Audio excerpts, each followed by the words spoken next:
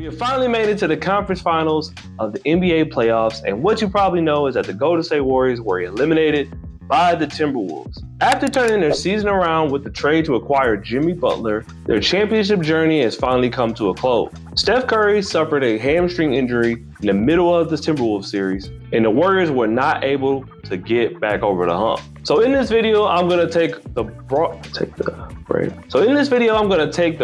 task of using the Golden State Warriors in a best of three scenario for the Gauntlet challenge, but I'm gonna do it without Steph and Curry. I'm gonna commentate through the highlights, and at the end, I'm gonna give my final thoughts on how my experience was using this roster and give one of the players the game ball. Without further ado, let's get into it. Oh shit. But really quick, if you're good at the game, you have to have used NBA 2K Labs advice at some point. And if you're not good at the game, let me put you on. NBA 2K Labs is the leading provider of NBA 2K information when it comes to builds, badges, and jump shots.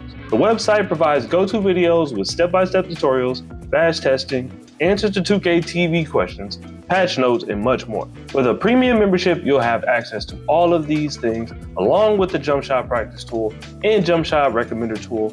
Use code YEYNOT at checkout to receive a 20% discount. The link is in the description. Without further ado, let's get back into it. All right, so we're getting started with game one. And I thought this game was pretty entertaining for the most part. I started off pretty hot. Shot a three with Paz, was able to knock that down, cha-ching. And then I was able to get an easy bucket here with QP. QP was able to expose a few mismatches for me. Paz was able to score a little bit, but same as always, dumping it down. QP getting the stop. No, at least I thought he was getting the stop, but it was an easy layup. But he was able to fight back a little bit. He did do really well with Anthony Edwards. Anthony Edwards got a few dunks in the paint, a few threes here and there. And I had to work all the offense with Jimmy Butler for the most part. Playing without Stephen Curry is such a challenge. So I just did whatever I could just to get some buckets with him here and there. As you can see, that's a tough shot by Ant-Man. Was able to walk down the court, knock one down with Pat Spencer. Pat Spencer actually played better than I thought he would too as well. Shout out to QP. Was able to shoot over those right here, sent the cut, he backed up. We're going to go ahead and knock that down, hand down, man down. And I want to say I hit him right here on the slip too as well. Yep, easy one for QP. Shout out QP, he played well the last three games. I like him, but can't leave him open. He strikes a three with Ant-Man. But I was able to hold him off, was able to score back here with Jimmy on the other end. Draymond got a little bit active. I mainly use Draymond for defense, but Jimmy, I actually don't think I really missed a three with Jimmy Butler. I might have game two, but not really here in game one. Cha-ching for him. Of course, Ant-Man comes out. Of course, that's the open. I don't know why. I jumped at him. And this is crazy. Like, what? Like, come on, bro. He's knocking that down? There's no way. No one's hitting that. But still up four, and like Ant-Man is just on a tear right now. Was able to keep him off, threw a cut. That was pretty much the primary offense. Moody got a little layup there. Kuminga gets a tough one here. Probably the toughest shot I hit all night. Got another break with Kuminga. A lot of my offense came from good defense, but not on this play. Easy slam for them. Easy three from Mike Conley. Brings it down to one possession. So I'm sitting in cuts. At this point, I'm like, I'm guard screen. Let me see if I can get something easy. Starting to five out. That's Pods with a layup. Shout out Pods. Come down again, throw an easy one on a break. Like, as you can see, I'm not a flashy player. I don't do a lot of crazy stuff. This Buddy Hill, he's butt ass naked, bro. Gotta hit that. I'm not a flashy player. Like, everything I'm doing looks very rudimentary. If I said that right. Easy pass to the corner. Buddy Hill, bang. We're gonna get out of the first game. Jimmy Butler gonna take us home, 62-48. No problem there. Now we're on to game two against the Suns. Start off slow, easy, midi. I'm not surprised that he took that, but that's crazy at the same time. And I gotta show respect to this guy. He hit some tough shots. He was knocking down some shit, boy. Like, you was gonna see how he was playing with D-Book. I was able to knock down a three with Pods. I only hit a couple threes with Pods, but I shot a lot with him. Like, look how tough a shot that is. That's a good shot. I gotta salute this guy. But Pods is tough to play point guard with just because he's just not Steph Curry. He's not a starting point guard in my eyes, mainly a shooting guard, but had to put somebody there.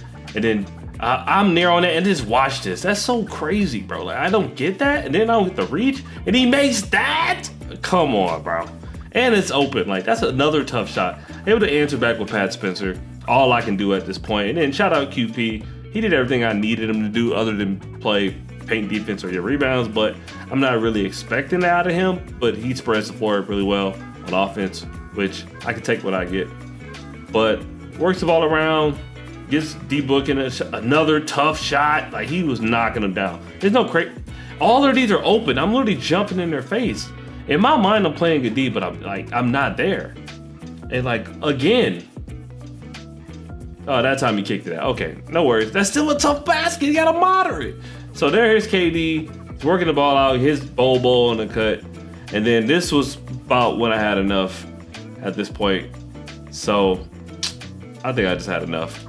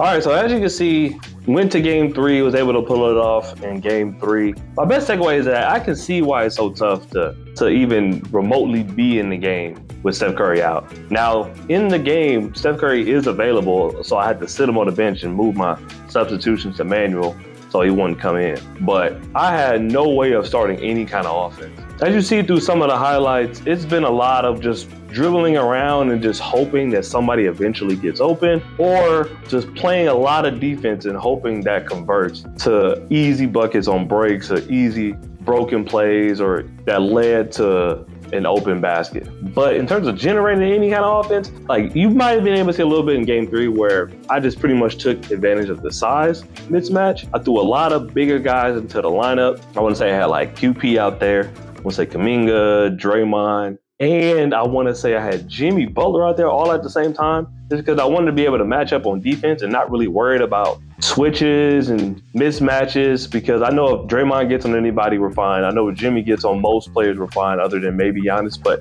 we had to control Giannis, and I think we did a good job doing that. But I knew I had to get stops in order to get any kind of offense going. The one thing that I was kind of disappointed in is that, like, being able to try to generate offense with pods or even like Pat Spencer, I found it a little bit easier to shoot with to get open with Pat Spencer, but his jump shot is a little slow. He had a good step back. I think he had Anthony Edwards step back on, and he can actually dunk at the rim if you get him there. And then Pods is like, you just kind of have to shoot the ball. And Pods also get taken advantage of on defense. So in that second game that I dropped, I had no answer for the type of offense he was running. He had a lot of bigger shooters on the floor and not really anybody in the paint. Where if you're playing with the Suns and I have the Warriors without Steph, I can't really match him with threes and match him with offense. I just kind of hope that he's going to put his head down and go to the basket, but he was just scoring jump shots. And if he was getting to the basket, he had the right mismatch going on and my guys were getting mixed up. So where I didn't really have an answer for it. So I kind of backed out of there pretty early. I was like, I got game 3 still. So game 3, I was able to pull it around. As you can see, I was getting blown out again and I was getting frustrated. So I was like, all right, I have one last card to play. Let's put the bigger forwards in there. And that's the one benefit of the Warriors is having a few 6'7" to like 6'9" guys, 6'6" to 6'9" guys that can guard multiple positions. And that's what I was able to do. And then we was able to get a win that way. I wouldn't suggest doing it. It is difficult. I would say it's even difficult with Steph because everybody kind of knows you want to work out with him. And people sit up in their chairs if you're rolling out with the Warriors, even though as a team, they're just not a good team to pick this year because their lack of size and lack of depth. And Steph Curry's shot is hard at the time, even if you're playing on especially if you're playing on high risk, which is what I'm playing on. And I got to make sure I'm getting open, but he has 2 bodies in front of him all the time. So you got to make sure you're hitting with everybody, which in most cases isn't bad. You can figure out jump shots. You'll get a lot of threes up if Steph Curry's on the floor. But without him, they're pretty much living with the pick and roll. They're living with you doing anything with the guards.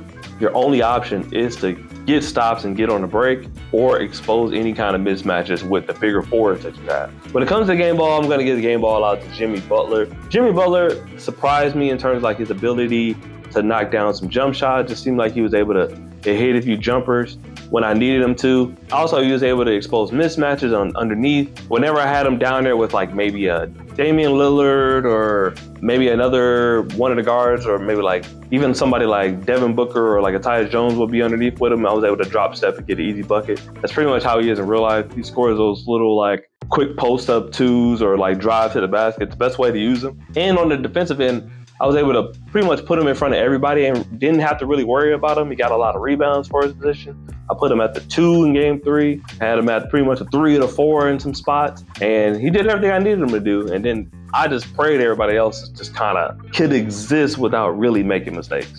My last take would be not to put yourself in a situation where you have to take Steph Curry out of the lineup and try to win games. But if you have to, go through Jimmy Butler. You have no other real choice. Use their defense, use their size and length at the wing spot to be able to switch everything and be able to get stops. But just know that it's going to be difficult. But that was my experience. Let me know in the comments what you guys think.